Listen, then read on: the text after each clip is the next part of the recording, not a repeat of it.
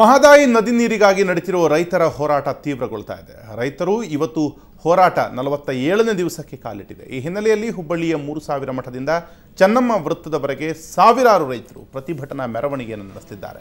ಕಳಸಾ ಬಂಡೂರಿ ಹೋರಾಟ ಸಮಿತಿ ಸಮನ್ವಯ ಸಮಿತಿಯಿಂದ ಬೃಹತ್ ಪ್ರತಿಭಟನಾ ಮೆರವಣಿಗೆ ಮತ್ತು ಎತ್ತಿನ ಗಾಡಿ ಟ್ರ್ಯಾಕ್ಟರ್ಗಳ ಮೂಲಕ ಚಲನಚಿತ್ರ ಕಲಾವಿದರು ಪಕ್ಷಾತೀತ ಹೋರಾಟ ಸಮಿತಿ ಪ್ರತಿಭಟನೆಯನ್ನು ಹಮ್ಮಿಕೊಂಡಿದೆ.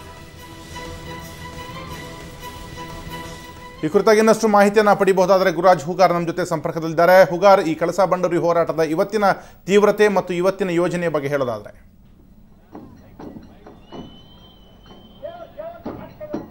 ರಾಘವೇಂದ್ರ, ಕಳಸಾ ಬಂಡೂರಿ ನಾಲೆ ನೀರನ್ನ ಮಲಪ್ರಭೆಗೆ ಹರಿಸಬೇಕು ಅನ್ನುವಂಥ ವಿಚಾರದಲ್ಲಿ ಧಾರವಾಡ ಜಿಲ್ಲೆಯ ರೈತರು ನಡೆಸಿರುವಂತಹ ಹೋರಾಟ ತೀವ್ರ ಸ್ವರೂಪ ಪಡೆದುಕೊಂಡಿದೆ.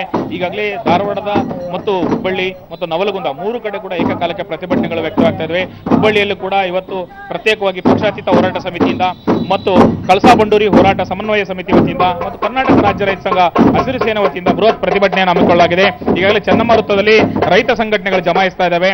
ಎತ್ತಿನ ಗಾಡಿ ಮೂಲಕ ಟ್ರ್ಯಾಕ್ಟರ್ ಮೂಲಕ ಆಗಮಿಸಿರುವಂತಹ ಸಾವಿರಾರು ರೈತರು ಚೆನ್ನಮ್ಮ ವೃತ್ತದಲ್ಲಿ ಒಂದು ಬೃಹತ್ ಪ್ರತಿಭಟನೆಯನ್ನು ನಡೆಸ್ತಾ ಇದ್ದಾರೆ. ಈಗಾಗಲೇ ಪೊಲೀಸ್ ಇಲಾಖೆ ಚೆನ್ನಮ್ಮ ವೃತ್ತದಲ್ಲಿ ಎಲ್ಲ ವಾಹನ ಸಂಚಾರವನ್ನ ಸ್ತಬ್ಧಗೊಳಿಸಿದೆ. ಜೊತೆಗೆ ಈಗಾಗಲೇ ರೈತ ನಾಯಕರು ಕೂಡ ಸರ್ಕಾರದ ವಿರುದ್ಧ ಆಕ್ರೋಶವನ್ನು ವ್ಯಕ್ತಪಡಿಸ್ತಾ ಇದ್ದಾರೆ. ಏನ್ ಕಳಸಾ ಬಂಡೂರಿ ನಾಲಾ ಯೋಜನೆ ಜಾರಿಯಾಗಬೇಕು ಮತ್ತು ಮಹದಾಯಿ ನದಿ ನೀರನ್ನ ಮಲಪ್ರಭೆಗೆ ಜೋಡಿಸಬೇಕು ಅನ್ನುವಂಥ ವಿಚಾರದಲ್ಲಿ ಈ ಭಾಗದ ರೈತರು ನಡೆಸುತ್ತಿರುವಂತಹ ಹೋರಾಟ 47ನೇ ದಿನಕ್ಕೆ ಕಾಲಿಟ್ಟಿದೆ. ಆದರೂ ಸರ್ಕಾರ ಈ ಒಂದು ಹೋರಾಟವನ್ನು ಗಂಭೀರವಾಗಿ ಪರಿಗಣಿಸಿಲ್ಲ ಅನ್ನುವಂತಹ ಆಕ್ರೋಶ ಕೂಡ ರೈತ ಸಮುದಾಯದಲ್ಲಿ ವ್ಯಕ್ತವಾಗ್ತಾ ಇದೆ. ಕೇವಲ ಸರ್ವಪಕ್ಷಗಳ ನಿಯೋಗ ಕೊಂಡೊಯ್ದರು, ಅಲ್ಲಿ ಪ್ರಧಾನಿಗಳು ಸಕಾರಾತ್ಮಕವಾಗಿ ಸ್ಪಂದಿಸಲಿಲ್ಲ ಅನ್ನೋ ಕಾರಣಕ್ಕೆ ಈ ಒಂದು ರಾಜಕಾರಣಿಗಳು ಈ ಒಂದು ಹೋರಾಟವನ್ನ ಹಗುರವಾಗಿ ಕಾಣ್ತಾ ಇದ್ದಾರೆ. ಜೊತೆಗೆ ರೈತರ ಹೋರಾಟದಲ್ಲಿ ಒಂದು ರಾಜಕೀಯ ಬೆರೆಸುವಂತ ಕೆಲಸವನ್ನು ಕೂಡ ರಾಜಕೀಯ ಪಕ್ಷಗಳು ಮಾಡ್ತಾ ಇದ್ದಾವೆ. ಹಾಗಾಗಿ ರೈತರು ಆಕ್ರೋಶಗೊಂಡಿದ್ದಾರೆ.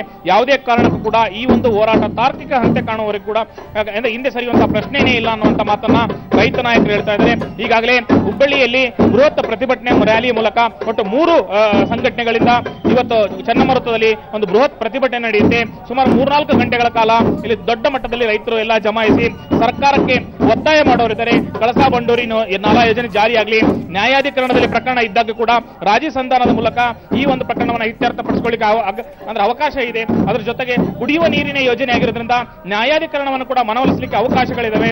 ದೇಶದ ಕಾನೂನಿನಲ್ಲಿ ಕುಡಿಯುವ ನೀರಿಗೆ ಯಾವುದೇ ರೀತಿ ಅಡ್ಡಿಪಡಿಸಲಿಕ್ಕೆ ಸಾಧ್ಯವಿಲ್ಲ ಅನ್ನುವಂಥ ಅಭಿಪ್ರಾಯಗಳು ಕೂಡ ರೈತ ವಲಯದಿಂದ ಕೇಳಿ ಬರ್ತಾ ಇದ್ದಾವೆ. ಈಗಾಗಲೇ ಕಾನೂನು ಪಂಡಿತರ ಜೊತೆ ಸಲಹೆಯನ್ನು ಪಡೆದು ಸರ್ಕಾರ ಕೂಡ ಮಧ್ಯಂತರ ಅರ್ಜಿ ಸಲ್ಲಿಸಬೇಕಾಗಿತ್ತು, ಅದು ಕೂಡ ವಿಳಂಬವಾಗ್ತಾ ಇದೆ. ಸುಮಾರು 48 ದಿನಗಳಿಂದ ರೈತರು ಹೋರಾಟ ನಡೆಸಿದ್ರು ಕೂಡ ಈ ಒಂದು ಹೋರಾಟ ಏನಂದ್ರೆ ಸರ್ಕಾರ ಗಂಭೀರವಾಗಿ ಪರಿಗಣಿಸುತ್ತಿಲ್ಲ ಅನ್ನುವಂಥ ಆಕ್ರೋಶದ ನುಡಿಗಳಿಗೆ ರೈತರಿಂದ ವ್ಯಕ್ತವಾಗ್ತಾ ಇದ್ದಾರೆ. ರಾಘವೇಂದ್ರ, ಥ್ಯಾಂಕ್ ಯು ಹುಗಾರ್ ನಿಮ್ಮೆಲ್ಲ ಮಾಹಿತಿಗೆ. ಒಟ್ಟಾರೆಯಾಗಿ ಇವತ್ತು ಕೂಡ ಒಂದು ರೀತಿಯ ಕಳಸಾ ಬಂಡೂರಿ ಮತ್ತು ಮಹದಾಯಿ ಯೋಜನೆಯ ಹೋರಾಟ ಏನಿದೆ ಮತ್ತಷ್ಟು ತೀವ್ರತೆಯನ್ನು ಪಡೆದುಕೊಳ್ತಾ ಇದೆ. 47ನೇ ದಿವಸಕ್ಕೆ ಈ ಒಂದು ಹೋರಾಟ ಕಾಲಿಟ್ಟಿದ್ದು ಇವತ್ತು ಕೂಡ ಹುಬ್ಬಳ್ಳಿಯ ಚೆನ್ನಮ್ಮ ಸರ್ಕಲ್ನಲ್ಲಿ ಬೇರೆ ಬೇರೆ ಭಾಗಗಳಿಂದ ಬಂದಂಥ ರೈತರು ಎತ್ತಿನ ಗಾಡಿಯಲ್ಲಿ ಟ್ರ್ಯಾಕ್ಟರ್ಗಳ ಮೂಲಕ ಡೊಳ್ಳು ನಗಾರಿಗಳನ್ನು ಬಾರಿಸಿಕೊಂಡು ತಮ್ಮ ಹೋರಾಟದ ತೀವ್ರತೆಯನ್ನು ಹೆಚ್ಚಿಸಿದ್ದಾರೆ ಮತ್ತು ಗಮನ ಸೆಳೆಯುವ ಪ್ರಯತ್ನವನ್ನು ಕೂಡ ಮಾಡ್ತಿದ್ದಾರೆ ಅನ್ನುವಂಥದ್ದು. ಹಾಗಾಗಿ ಈ ರಾಜ್ಯದ ಅನ್ನದಾತನ ಹೋರಾಟ 47ನೇ ದಿವಸಕ್ಕೆ ಕಾಲಿಟ್ಟರೂ ಕೂಡ ಒಂದು ಸ್ಪಷ್ಟ ಪರಿಹಾರ ಸಿಗದೇ ಇರೋದು ನಿಜಕ್ಕೂ ದುರಂತ ಅಥವಾ ವಿಪರ್ಯಾಸ.